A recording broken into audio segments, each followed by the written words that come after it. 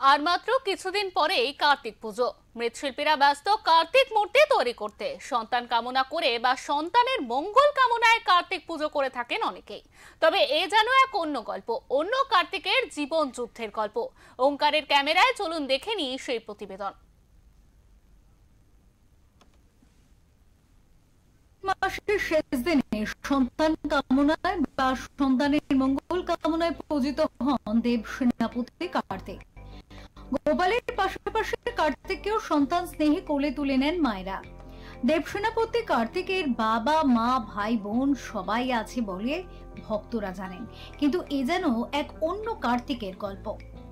বছরে ৩৬৫ দিন কার্তিক সেজে হাতে তীর ধনুক মাথায় টোপর পরে চেয়ে চিনতে দিন যাপন করেন হাওড়ার শ্যামপুর ২ ব্লকের আমরদহ গ্রাম পঞ্চায়েতে দুর্গাপুর গ্রামের কার্তিক সেনাপতি। বয়স ৫০-এর বেশি। একদিন দুদিন নয়, প্রায় ১২ বছর ধরে এই বেশ তার। রুটি রুজির মাধ্যমও বটে, কিন্তু কেন এমন বেশ তার? এই উত্তরে স্থানীয় সূত্রে জানা গিয়েছে ১২ বছর আগে স্ত্রীর সন্তানদের নিয়ে অন্যত্র চলে যাওয়ার পরেই এই ধরনের বেশ ধারণ করে সে। যদিও কার্তিক জানিয়েছে স্বপ্নে কার্তিকের দর্শন পেয়ে এই বেশ ধারণ করেন তিনি। এইভাবে আমি ১২ বছর আছি। কেন আছেন? আছি, আমার এই স্বপ্ন দিয়েছিল ঘরে, সংক্রান্তি দিনে স্বপ্ন দিয়েছিল ঘরে। স্বপ্নে তার সুগন্ধ পেয়েছিলাম, সে আমাকে দিয়ে মিলিয়ে গেছে, কিছু বলেনি। আমি ঠিক ঘরের কোণে দেখতে পাচ্ছি তার রূপটা, সে দিয়ে আমাকে বেরিয়ে গেল। এখন কিভাবে চলে আপনার? এখন এই বাজারে এই দোকান সে দোকান, বাড়ি বাড়ি এইভাবে চেয়ে চেয়ে চলে। কার্তিক সেজেই ভক্তিতে আমাকে দেয়। কিন্তু এই কার্তিক যে নিঃস্ব না, কোনো গরিবের সন্তান নয় সে, বরং জমিদারের মতো বৈভবের পরিবারে জন্ম তার। কিন্তু ভাগ্যের পরিভাষে সব খুইয়ে এখন পুরনো এক ছোট্ট পাকা কুঠুরিতে অন্ধকারে বাস করে সে। সামান্য ভোটার কার্ডটাও এখন আর কাছে নেই। ২০০২ সালে ভোট দিয়েছেন কিনা তাও তার মনে নেই। তাহলে এসআইআর হলে হবেটা কি?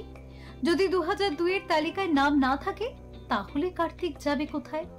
উঠছে প্রশ্ন। তো আপনার আধার কার্ড ভোটার কার্ড এসব আছে? না, আমার আধার কার্ড ভোটার কার্ড নেই। আমি প্রুফ ছাড়া এসব করতে পারছি না। প্রুফ মানে হচ্ছে প্রমাণ। হ্যাঁ, এই প্রমাণটা যেখানে যাচ্ছি সেখানে বলছে প্রমাণ চাই, কিন্তু প্রমাণটা আমি কিভাবে বার করব?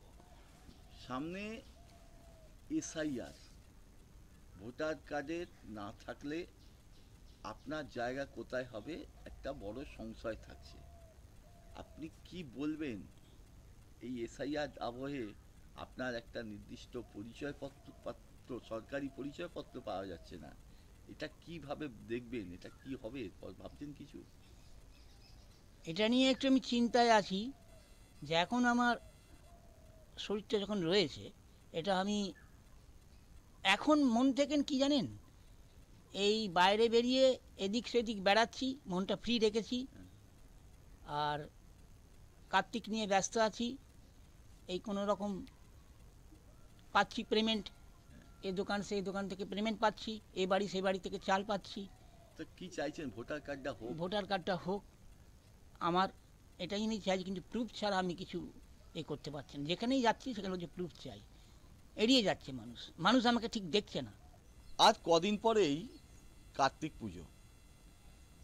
মায়েরা কার্তিকের হাতে তুলে দেবেন লাড্ডু, ফল, মিষ্টি, কত রকম কি। ভক্তরাও অনেক কিছু কার্তিককে উপহার দেবেন, খেতে দেবেন। কিন্তু এখন আমরা যে কার্তিকের কাছে আছি তার জোটে না কিছুই। ১২ বছর ধরে নাকি স্বপ্নাদেশে কার্তিক সেজে ভিক্ষাবৃত্তি করে বেড়ান। এই কার্তিকের এখন ঠাঁই কোথায় হবে সেটাই হচ্ছে প্রশ্ন। কারণ মহেশ্বরের পুত্র কার্তিকের পরিচয় থাকলেও পুরাণে লিখিত আছে সেটা, কিন্তু এই কার্তিকের সত্যিকারের পরিচয় পত্র, ভোটার কার্ড, আধার কার্ড এসব কিছুই নেই।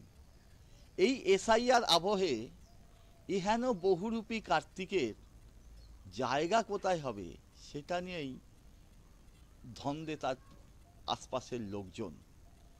এ কার্তিক এই দেশেই থাকবে নাকি এর জায়গা হবে ডিটেনশন ক্যাম্পে, এই নিয়েই এখন চর্চা চলছে শ্যামপুরের আমরদহ গ্রাম পঞ্চায়েতের রাজীবপুর গ্রামে।